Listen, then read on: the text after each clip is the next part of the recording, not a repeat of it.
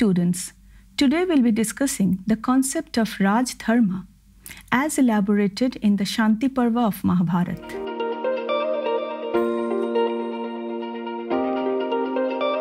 The concept of Raj Dharma or kingship is the basic foundation of ancient Indian political thought.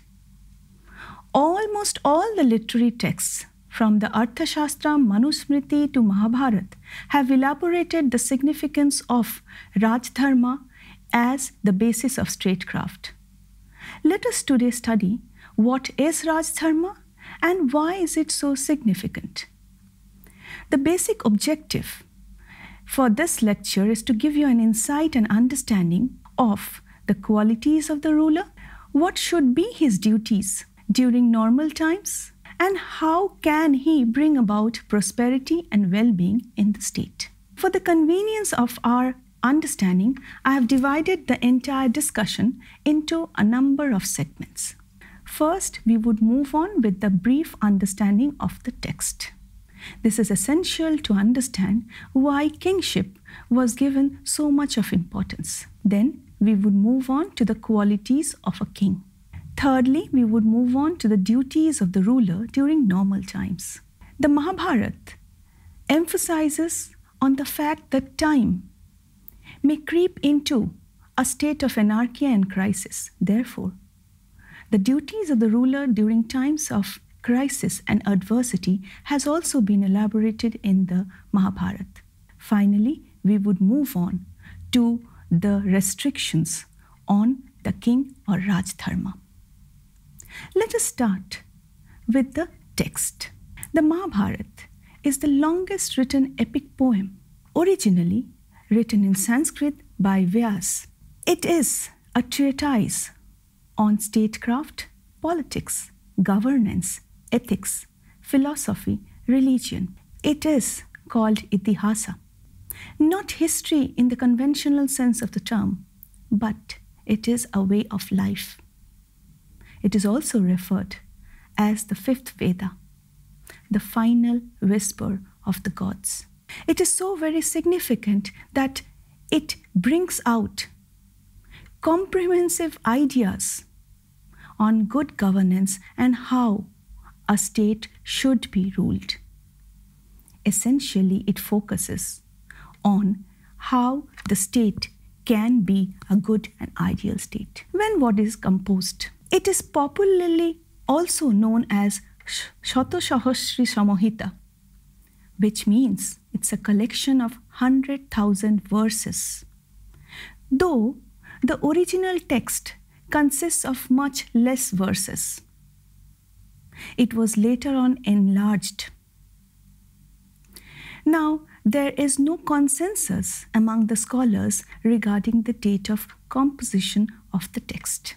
Some scholars have tried to establish the fact that the epic was composed sometimes between 400 BC to 400 AD, spanning over a couple of centuries. However, based on astronomical data found in the epic, the two eclipses separated the 13 days took place around the war, and that's why some have dated the events of Mahabharata to around 3000 BC. Others have dated it around 1500 BC. However, we find that the epic had an urban ambience centering around Hastinapur, Indraprastha, which were important sites of urban establishment, necessitating the need for a strong ruler. The text was originally called Jaya to commemorate the victory of the Pandavas over the Kauravas. However, later on, it was enlarged and called Bharata, which was a work of 24,000 verses, composed by Vaishampanna, who was a disciple of Vyas. And this was recited during the Sarpa Yagga, which was the serpent sacrifice, which was conducted by Janmajay, who was the great-grandson of the Pandav hero Arjun. Now, let us move on to the segment Shanti Parva, which constitutes the 12th Parva of the epic. The Shanti Parva essentially comprises of governance and statecraft. It comprises of 365 chapters divided into 3 sub-parvas. The first sub-parva is the Raj Dharma Anushasana Parva, which deals with the duties of the ruler.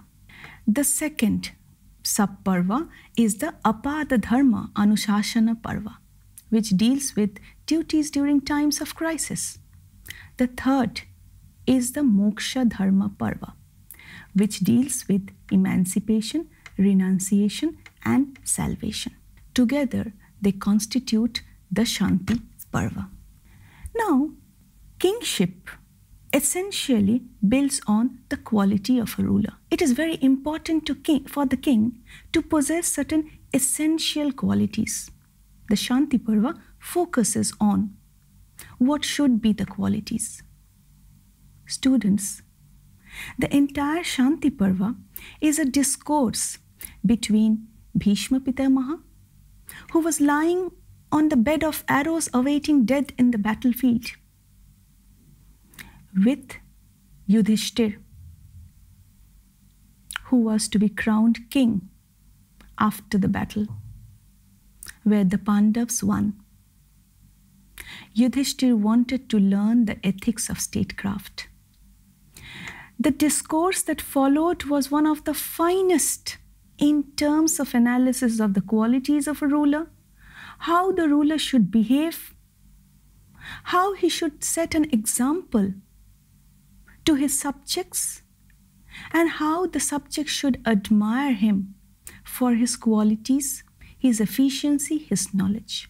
Coming to the qualities of a ruler, a king should possess qualities of intellect, wisdom, power, finesse in decision-making, hard-working, industrious. He should be just to all sections of the population. He should be far-sighted, and definitely he should have control over his anger. The king is said to resemble a 1,000-eyed Indra in every respect. The king should know to distinguish between right and wrong, good and bad. He should be clever to understand the mindset of his foes. The Shanti Parva states, a king who is not clever never succeeds in protecting his subjects.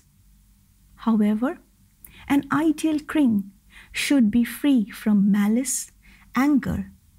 He should know righteousness and should be absolutely well versed in scriptures. Bhishma exhorts the king to be both mild as well as strict according to the circumstances and time. But he should never be oppressive. He writes, he is the best of kings, who is wise, who is liberal, who is ready to take advantage of the shortcomings of his foes, who has an agreeable countenance, who is conversant with what is good and what is bad for each of the 4 varnas, who is prompt in action, who has anger under control, who is not vindictive, who is high-minded but never high-handed. So a king should be a blend of wisdom, intellect, intelligence, prowess, strength. In fact, he should be one who inspires, and subjects should be influenced by the king. Now, the qualities of the king is important, and even more important is Raj Dharma, the dharma of the king, the dharma that maintains the state and society. Let us try to understand what is the significance of Raj Dharma. The king is the most important part of the state. The well-being of the state is dependent on the king. If the king commits wrong, Dandaniti would get destroyed, Rajdharma would be undermined, resulting in the absence of right and wrong and the collapse of the political and social system. If the king fails to discharge his duties, Shanti Parva notes that Rajdharma will be obliterated. And that is the reason why the text emphasizes again and again that purity of mind should be of essence for the king. A king should be bereft of attachment. He should not have personal affinity, hatred, vengeance, or biasness. The king should first conquer his mind and later his enemies, because a true king is one who is detached, who is unbiased, who is just.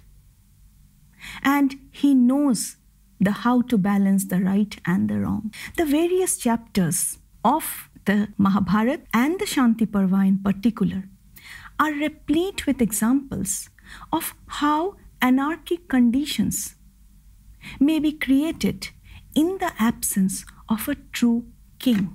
Coming to the next important aspect, students, Rajdharma was not only the basis of the state or political system, Rajdharma was also the basis of the society.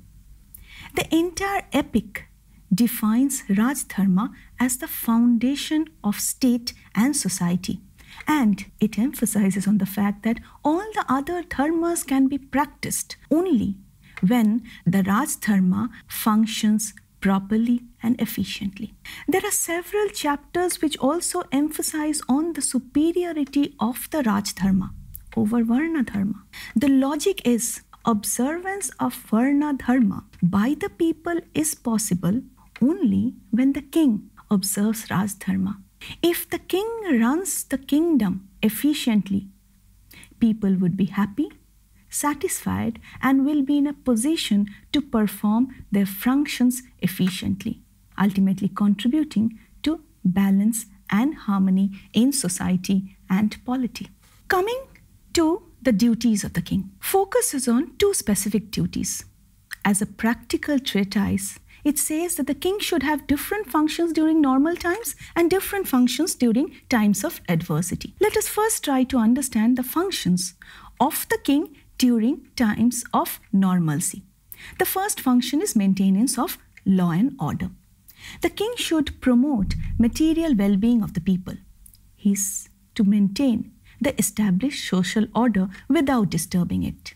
The Shanti Parva enumerates two powers of the king regarding maintenance of social order: Nigraha and Anugraha. Nigraha is the power to command and control the subjects. Anugraha is the power of compassion. Through Nigraha, the king will be able to control the miscreants, the wicked people, the lawbreakers, the unscrupulous servants, officials. Through Anugraha, he would be able to win the trust of his subjects. The king should not destroy customs, traditions, which are essential for the maintenance of the societal system. In fact, there is a passage which says that if the king is defeated in battle, he keeps worrying as to what he is going to tell the Brahmins as well as the corporations and the heads of various guilds, which is suggestive of the fact that the ruler has to maintain the favor of the influential people. He has to work in tune with the different orders of the society. The next important function of the king is dispensation of punishment. The king is supposed to listen carefully to both the petitioner and the accused and dispense justice without bias. The king should not discriminate between the members of the royal family and the ordinary subjects while dispensing justice. He is supposed to treat everyone with equal. In Mahabharata, punishment as retribution was present, which means to take revenge on him who takes revenge, to retaliate when struck, and to do harm in return for harm, an eye for an eye. Another important function of the king was maintenance of the Varna system. Shanti Parva does not provide uniform principles for all.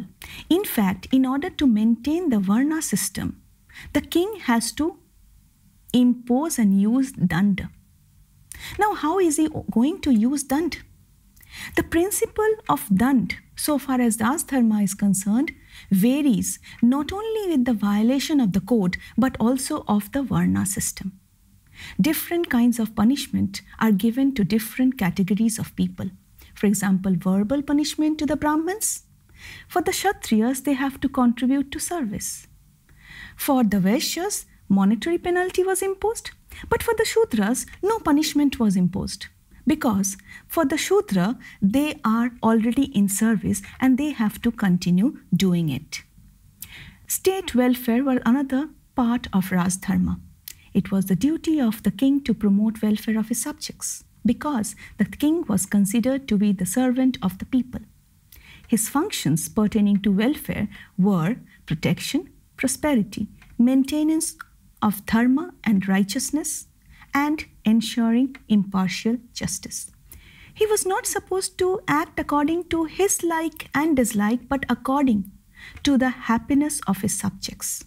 He was expected to devote his entire life in the service and welfare of his subjects. In fact, he should treat his subjects as his own children. Another important duty of the king was upholding dharma. It was the duty of the king to ensure that an atmosphere, an ambience of dharma was created. Now, what was it? It implied that facility for the study of Vedas and philosophy, encouragement would be given to commerce and industry, proper relationship would be established between the different castes, observance of parental, filial, matrimonial duties by all people, enforcing dharma in the different ashrams of an individual's life, and not to forget the fact that all duties of the king should be performed in accordance with dharma. Everybody was supposed to respect the dharma of the king. And the king was not outside the aspect of dharma. He was also regulated by dharma.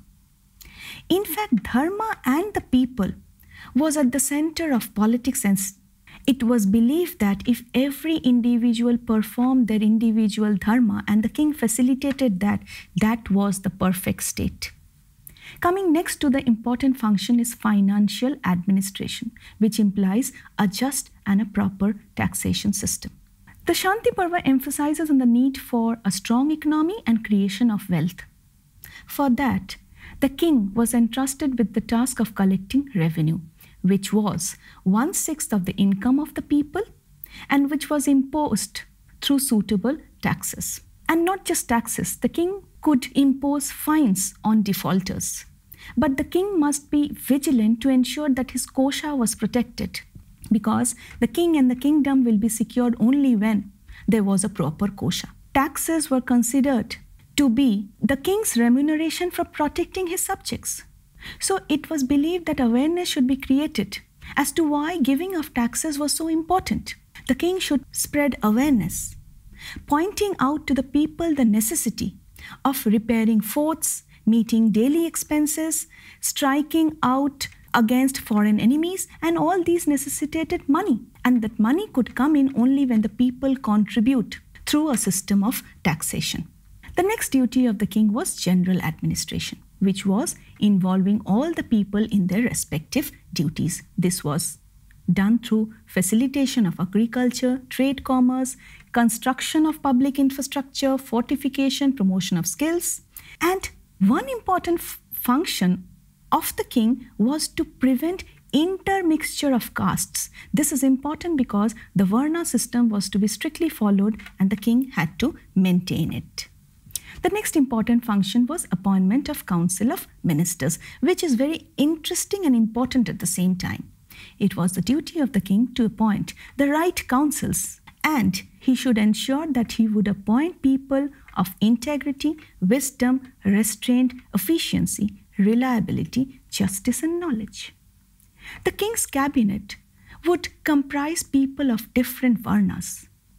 The Shanti Parva emphasizes the fact that the cabinet of the king should comprise of 4 Brahmins with knowledge, 8 Kshatriyas with physical power, 21 Vaishyas with prosperity, 3 Shudras with benevolence and loyalty, and one Sutra having knowledge of the Puranas. The Sudras were represented nominally in comparison to others, but this pointed to the fact that they were recognized. So the king's cabinet comprised of people coming from different varnas. Qualities of the Council of Ministers? The Shanti Parva emphasizes that merit, self-control should be the basis of appointment of the Council of Ministers. They should possess qualities of modesty, self-control, truth, sincerity in the performance of the functions. Those who are born with good birth and good behavior, who can interpret all the signs and gestures, who are not cruel, who know the requirements of place and time, and who are always considerate of the well-being of the master should definitely be appointed as ministers. The king is advised to take the advice of his ministers seriously. The decisions of the cabinet should be disseminated among the people, and public opinion should be respected. People had the right to give their opinion about the decisions taken in the cabinet. Another interesting part of Raj Dharma is diplomacy and interstate relations. The king is supposed to ensure diplomatic relationship, and for that he should employ spies. In terms of peace, spies would keep a check on the population. At the same time, spies would detect conspiracies and what was happening in the neighboring kingdom. However, not only Raj Dharma emphasizes on duties of the king during normal times, it also emphasizes on duties of the king during times of adversity. How will the king maintain his kingdom during times of disaster and crisis? This refers to apad dharma, the duties of the king during crisis. This is an extraordinary situation which may arise when there is a revolt in the kingdom, when the king is attacked by external enemies, or the ministers become corrupt and wealth is destroyed. During these times, the king is supposed to maintain wisdom and protect the state. This is a time when the king should be flexible in decision making. The Shanti Parva advises that when calamities overtake the king, without losing time should immediately counsel wisely, display his prowess properly, fight with ability. And if he has to retreat, he should retreat with wisdom. When time comes for negotiating with an enemy, he should not waste time, but use his foresight to make peace, but should never blindly trust his enemies, because the Shanti Parva says, danger springs from trust. One should speak with a friend very sweetly, but he should speak even sweeter with a foe, as if the foe was the greatest friend. The king, desirous of achieving prosperity, should use the right kind of decisions at the right time, but he should ensure that he is tolerating his enemies so long the situation is unfavorable. During times of distress, Shanti Parva specifically cautions the king and says that dice, drinking, women, music and gambling should be avoided under all circumstances, because addiction to these is productive of evil. A king should ascertain future dangers and should ensure that he tries to conquer his enemies. He should also ensure that there is no permanent system of friendship or enmity. Shanti Parva says that today's friends may become tomorrow's enemy. How to overcome crisis? The king should destroy the enemy who has caused him harm. He should never engage in fruitless disputes. He should carefully choose his friends, and he should check the wicked and disaffected. He should be stern and mild depending on the situation. In this way, he would be able to overcome the distressing situation. Shanti Parva gives a beautiful presentation of the beastly and the animal qualities that the king should possess, and these are the best of qualities that the king can have. A king should be far-sighted like a vulture, patient like a crane, vigilant like a dog, valiant like a lion, fearful like a crow, and penetrate the enemy's territory like a snake with ease and without anxiety. He should win over a hero by joining palms, a coward by inspiring him with fear, a covetous man with gifts of wealth, but with an equal, he should definitely wage a war. What have we learned from this entire discussion? The Shanti Parva emphasizes on an exalted authority of the king, but never focuses on an arbitrary despotic rule. He must govern according to the scriptures. He should know his duties and how to keep his subjects happy. Kingship in ancient India was considered to be benevolent, paternalistic autocracy, which was bound down by many instructions of service to the people. If the king became tyrannical, the people had the right to dethrone him, and the Shanti Parva says if the king becomes oppressive, he should be killed like a mad dog. Students, let us sum up today's discussion. We learned that Raj Dharma was the basis of statecraft. The text emphasizes on special qualities of the ruler. The text also emphasizes on duties during normal times and separate set of duties during times of crisis. Finally, it emphasized on the fact that the people had the power to depose an arbitrary ruler if he failed to perform his functions. Thank you.